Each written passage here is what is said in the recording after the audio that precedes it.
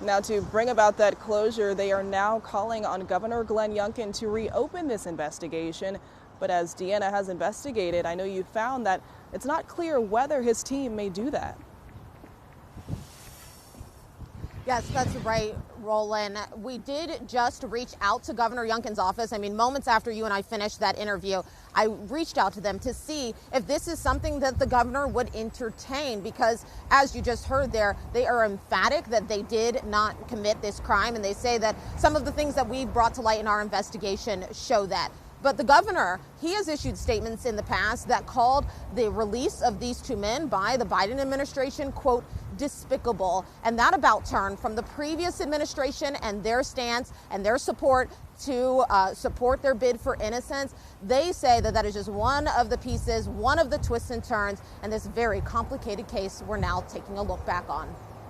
8 years ago, 8 News began questioning how federal jurors acquitted 2 men of murdering Waverly police officer Allen Gibson in these Waverly woods. The jury says Terence Richardson and Ferrone Claiborne are not guilty of murder.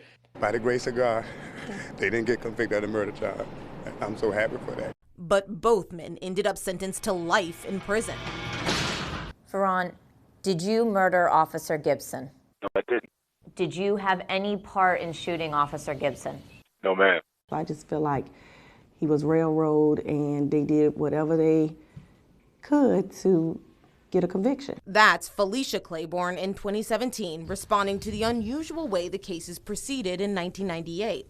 First, her brother Ferrone Claiborne plus Terence Richardson were offered plea deals on state charges of murder.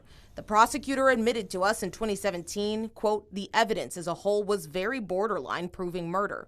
Richardson could take a felony involuntary manslaughter conviction. Claiborne could walk free with a misdemeanor accessory conviction. They say their lawyers urged them to say yes. He said if you go to trial and you mess around and you lose, you can get the death penalty. I think I've been blessed.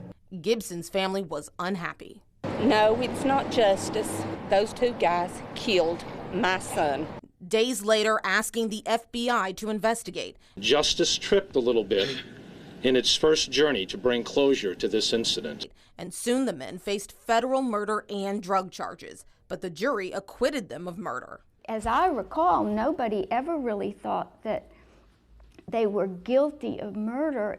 But Judge David Novak used a rare legal maneuver to hand down life sentences on the drug charges because he felt there was, quote, clear and convincing evidence established that the men did murder Gibson.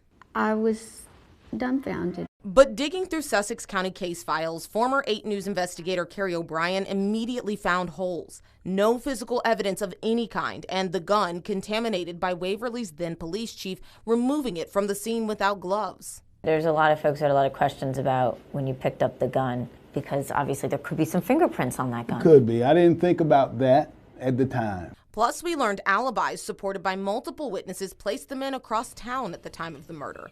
And the crack deal gone bad narrative both state and federal prosecutors presented.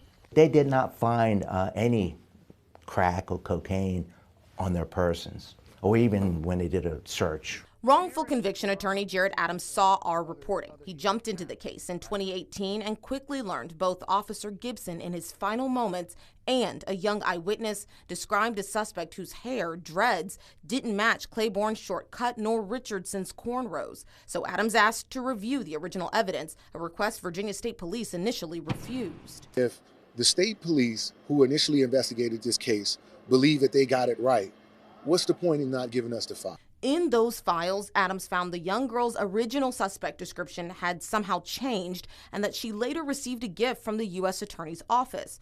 Plus, he learned the man the girl initially identified was also named in an anonymous tip to VSP, which Richardson and Claiborne's attorneys say they were never told. We know that this suspect was never interviewed by the Commonwealth's attorney. With community support mounting in 2021, then Attorney General Mark Herring's Conviction Integrity Unit determined, quote, no rational fact finder would have found Richardson guilty had that information been presented. Hopefully next year my baby will be home. But then AG Jason Miyares took office, and 1 month later, he sent this letter reversing the state's position based on Richardson's initial plea deal. And since then, Richardson's innocence petition has been caught up in legal battles until February of last year, when the Virginia Supreme Court granted Richardson an evidentiary hearing. And even though former President Joe Biden commuted both life sentences, Adams plans to continue helping Richardson prove his innocence now that a judge has allowed him to present new evidence. Mr. Richardson and Mr. Claiborne are innocent, then someone who murdered a cop is walking around, and you guys should be afraid of that. So you have heard Roland and I mention that evidentiary hearing a couple of times. This is the process by which they are petitioning for their innocence. What they're saying is that if the evidence that they had at the time, or that they have now, had been there at the time, they would not have been ever moving forward with those plea deals. And so what they are asking for is the court to find that to be true. But in the meantime, their families, and frankly, the Gibsons' families, are all waiting on that final outcome, because the release, that is a done deal. Live in Petersburg, Deanna Albritton, 8 News.